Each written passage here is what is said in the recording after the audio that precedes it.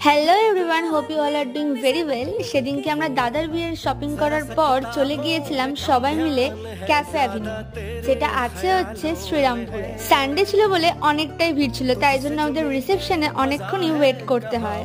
আর এখানটা বেশ সুন্দরভাবেই সাজানো আছে, স্পেশালি ড্রাগন ফ্রুটের গাছটা, এটা আমার ভীষণই ইউনিক লেগেছে। আর এখানকার স্টাফেদের বিহেভিয়ারও খুব ভালো, ওনারা বারবার এসে জিজ্ঞাসা করছিলেন কোনো অসুবিধা হচ্ছে কিনা। আর তাই আমরা ওনাদের থেকে চেয়ে নিয়েছিলাম মেনু কার্ডটা, যাতে আমরা বাইরে বসে ডিসাইড করতে পারি গিয়ে কি খাবো, তাহলে খুব তাড়াতাড়ি হবে ব্যাপারটা।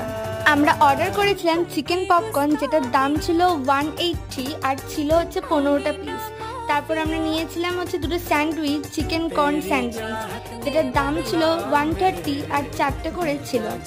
And last but not the least, brownie with ice cream.